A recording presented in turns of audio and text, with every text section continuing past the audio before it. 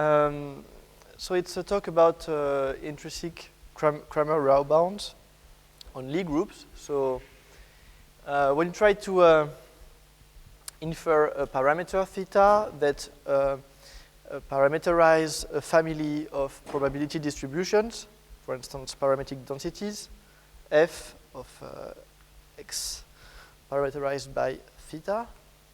Okay. If so you can do it from a sample measurement. You can build an estimator of this quantity theta, and if you require the estimator to be unbiased, it means that on average, for each theta, when the sample support grows to infinity, then you recover theta. So it means that your estimator is good enough everywhere, and because of that, this comes at a price. It has a dispersion, so it has a limited accuracy for a given theta. Okay, so in fact, this is known as the Cramér-Rao bound. It dates back to 1945, and it's very old, and it's a bound, a lower bound on its covariance. So now, if the parameter is an element of a manifold, then how can we lower bound its accuracy? Well, first of all, we need to define its accuracy. But the estimation error, which is classically defined as the difference between the value of the estimator and theta, the true parameter, may not even be defined, or at least it's not intrinsically defined on a manifold. So in 2005, Stephen Smith wrote a paper about intrinsic Cramér-Rao bounds on Riemannian manifolds. And he used some intrinsic tools of Riemannian geometry, such as the exponential map, tangent space, to define the accuracy in an intrinsic and rigorous way, and then to lower bound it. And there is also some interesting work by Nicolas Boumal, who is here today, who adapted this result to the case of quotient manifold. So what we did here is assume that the parameter belongs to a Lie group. Then instead of the error, which is the linear difference between the true parameter and the estimated one, which doesn't have any meaning on a Lie group, you can consider the error in the sense of group multiplication, meaning that you replace addition by group multiplication, and you replace the opposite by the group inverse. And so if you do this, you get an error between the true parameter and the estimated parameter in the sense of group multiplication. It's intrinsic, and our result is that we have a lower bound for the accuracy of any estimator, unbiased estimator, in the sense of defined by this error. So a quick recap on the standard Cramér-Rao bound first. Then I'll say a few words about what Stephen Smith did in the Riemannian manifold case, and then I'll present our results with an example. So this is the classical Cramér-Rao bound. If you want the, okay, so let's just take just one measurement. So the sample, the support of the sample is only one measurement. If you require the estimator to be unbiased, it means that on average, hat theta should be equal to theta, so you have this equality. So as it is unbiased, this should hold for any theta. So it means that you can in particular differentiate this equality, and if you differentiate it with respect to theta, you will have one term here linked to this, and one term as the derivative of p with respect to theta. Then you can you obtain an equality. You can square it, use Cauchy-Schwarz inequality, and that's what you get very easily from here. One is lower than this product. This, you recognize the variance of the estimator, since on average it's equal to theta. And here you recognize what is called the information, the Fisher information. So this is how it writes the standard Cramér-Rao bound in dimension 1. The variance of at theta is lower bounded by the inverse of the Fisher information. So this is the Fisher information. If theta belongs to a vector space of dimension d,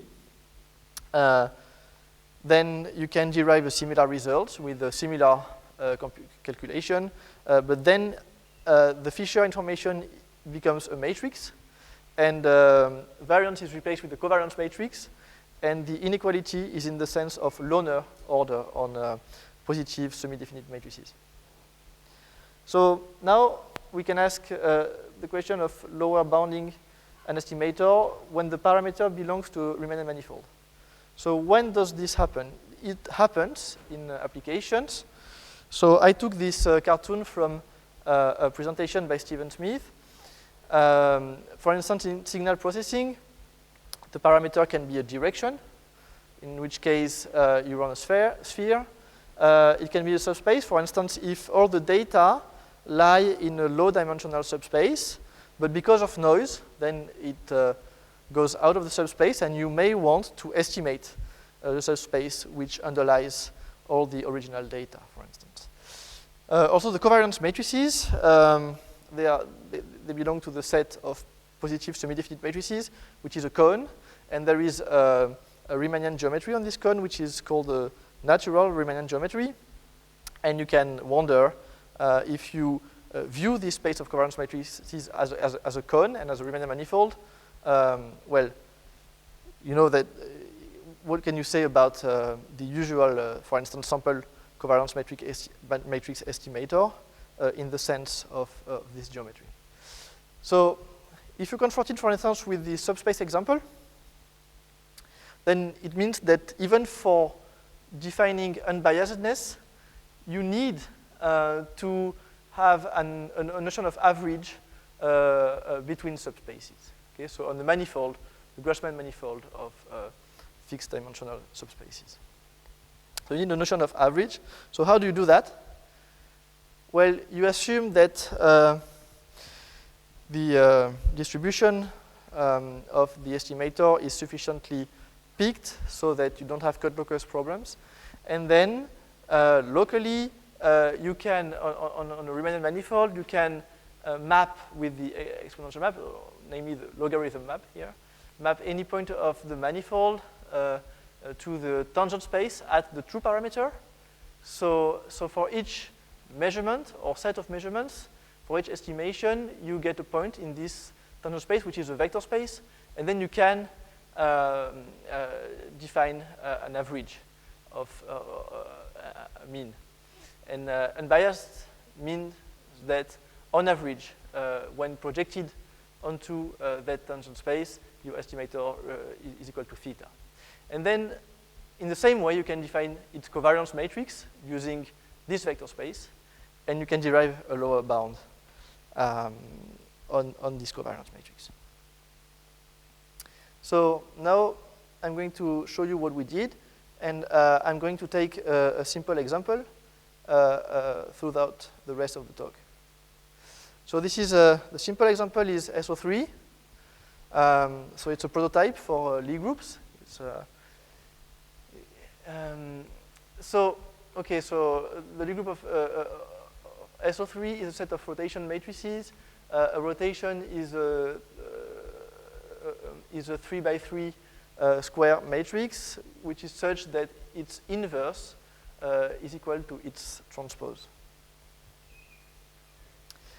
So you can they allow to map to encode the orientation of a body in space, as the orientation can be viewed as the rotation matrix that maps some fixed Earth-fixed reference frame to a frame attached to a body in space. Okay, so it's the set of orientations of body in space, fixed at a point. And if you take any omega, vector omega in R3, then you can define, associate to this vector a rotation matrix through this formula, omega cross is the skew symmetric matrix associated with omega, and this is the matrix exponential map. And if you do this, this is a rotation if omega is in R3, and in fact, it is what you get by turning a body in space with angular velocity equal to omega constant during 1 unit of time. Okay, so this way, you can establish a correspondence between R3, which is the Lie algebra, and SO3, a set of rotations. So now we have a way to measure discrepancy between rotations. Okay, so we can always say that, for instance, if this is the true parameter that I try to estimate, and this is my estimator, I can always say that I measure the discrepancy between the two rotations as the rotation that maps this orientation to the other. And this can be assimilated to a vector, which is the angular velocity with which I must rotate during 1 unit of time. This way to measure discrepancy between rotations is intrinsic, which means that if I use quaternions or Euler angles, then I will get the same omega. So I'm going to show a motivation for our work. This is the so-called Vaba problem. It's an old problem from the 60s, posed by Grace Vaba. She said that it's a least square estimate of satellite attitude. Attitude is a term for orientation. So this is how it goes. You have a rotation matrix here.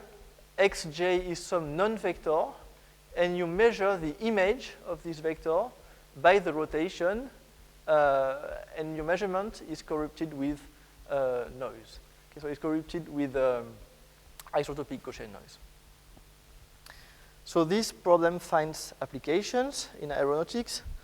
For instance, if you have a magnetometer that measures the magnetic field in the frame of the body, so it's embarked on a plane, let's say, then you can assume that you know the direction of the magnetic field in the Earth fixed frame, and you measure it in the body frame. Okay? And as a magnetometer is made of 3 orthogonal axes, each one being subject to an independent Gaussian noise with fixed variance, then you end up with a measurement of this type where X is the Earth magnetic field. Also, you can use an IMU, inertial measurement unit. It's made of accelerometers, and if the body is static, then the accelerometers, they sense the gravity, the Earth gravity. So it means that you measure the Earth gravity vector field that you know, it's pointing down, in your frame. Okay, so this is another type of measurement of this type. So you might want to estimate the orientation based on this kind of measurements. So it means that the logarithm, the log likelihood, minus log likelihood associated to a sample here writes like this, okay, because I minus Rx is a Gaussian. And it means that the maximum likelihood estimator is the least squares estimate. And Grace Weber, she said, okay, so how do we find this guy here, the least square rotation? And there is a quite simple solution, actually. But one question we could ask is, okay, is the mass-like estimator efficient? So to answer this, we need a bound, Cramér-Rao bound. So here it comes, at last. So now assume that you've measured y, for instance, just one measurement. Hat r of y is the estimated rotation based on this measurement. You can measure the difference, the estimation error between the estimated rotation and the true rotation using this. So here, omega is a vector of R3, and it's an angular velocity. You turn with angular velocity omega during 1 unit of time, and it maps this true parameter to the estimated one. So omega here in red represents the estimation error in the Lie algebra associated to this measurement. Okay, so saying that the estimator is unbiased means that you have this equality, omega on average is equal to 0. Okay, so now omega is it has a physical meaning. And you can also define a covariance matrix associated to the estimator, which writes like this using omega. It becomes very simple. So once again, you can differentiate this equality with respect to small variations of R. You do that intrinsically using differentiation on manifolds. And then you find something like this, okay? P is more than this, which is the intrinsic Fisher information associated with R. It's easy to compute. It mimics the standard case. I can show you if you have questions about this at the end. But we have some other terms here, which write like this. So if you wish, those terms are second order terms in omega, the estimation error, and we neglected third order terms and higher order terms, which means that we assume that the distribution of associated with estimation is sufficiently peaked. We have a good enough estimator, so we can neglect higher order terms in the estimation error on average. Okay, so this is zero order terms, and these are second order terms in the and so on. So finally, we find something which is analogous to the linear case. We have that the covariance matrix is more than some bound, which is the Fisher information defined intrinsically, plus some terms, and I wrote C because it's curvature terms. They link to the curvature of the spaces. They arise typically because the space we look at is not a vector space. So we have the general formula for a general Lie group, and it goes like this. Okay? And here, this involves H here, which is related to the Lie bracket. Okay, so this is also related to curvature. So our result allows to get a lower bound on the accuracy of any unbiased estimator on a Lie group. The bound is intrinsic. We compared it to what Stephen Smith obtains on a Riemannian manifold. When the group is compact, we have the same result as him, because in this case, the Lie exponential we used to define the estimation error coincides with the Riemannian exponential that he uses to define the Riemannian error. But if the Lie group is non-compact, then we have a different result because we not define the estimation error in the same way. So as concerns future work now, we also looked at the problem of Cramér-Rao bounds on Lie groups when the parameter is evolving through time. So then you have a filtering problem. Your parameter is a random variable. You can look at that in a Bayesian setting, and it's called Poisson Cramér-Rao bounds, and we obtained some results on the SO3 case for this problem. And finally, maybe we could now try to derive a similar result using what we did on homogeneous spaces. It could be future work. Thank you.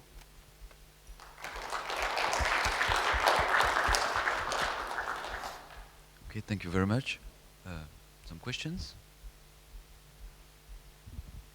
Is there a difference between the left Cramér-Rao bound and the right Cramér-Rao bound? I mean, you define the difference between the theta and the theta hat by multiplying with theta inverse from the left. You could also multiply it with theta inverse from the right. And then the problem is, do you get the same result?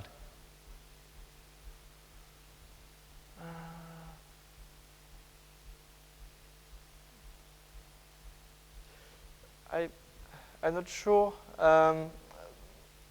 but what I know is that for the posterior Cramér-Rao bound problem, which means that you have a rotation which evolves with time, and you have noisy dynamics for the rotation, and you measure some the image of some non-vectors through this rotation. For this problem, you obtain different results depending on if you take left or right. It depends. It depends. It does depend, and yeah. Other questions?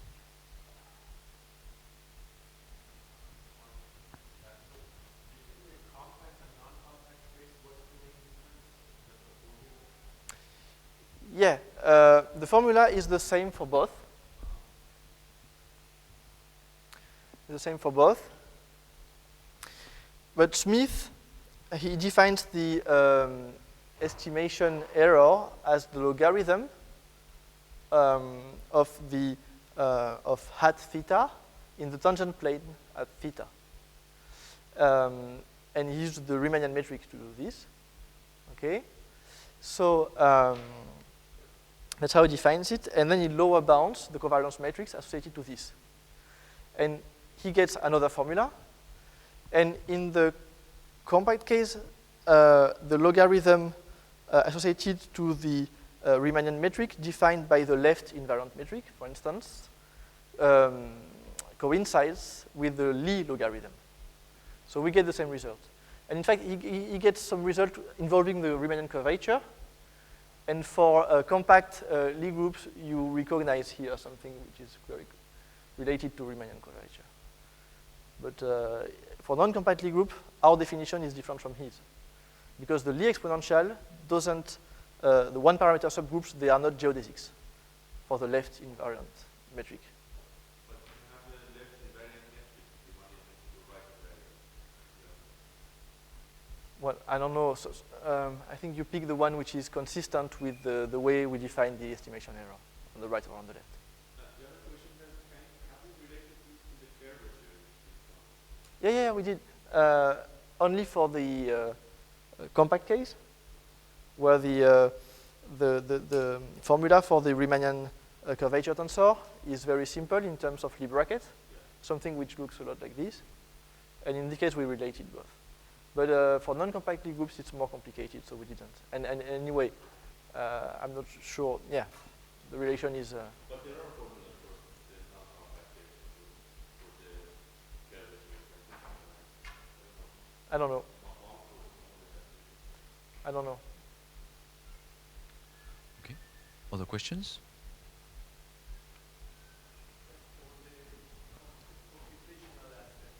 Mm-hmm.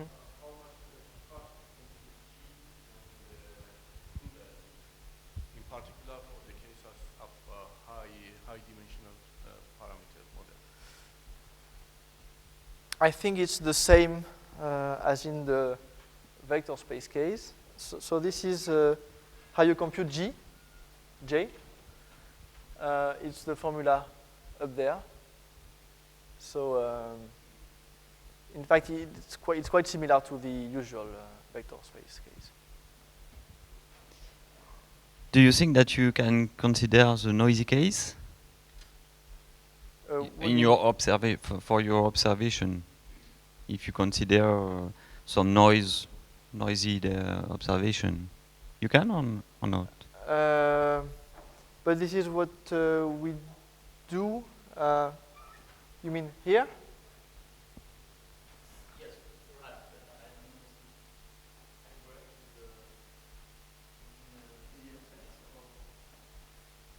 Oh yeah. So okay. So here, Y, the observation belongs to a vector space, and I'm not sure that we have done the case where the observation belongs to the Lie group. We had thought about that, but I don't remember if we did it. Okay. So thank you all for attending this session. Thank the speaker.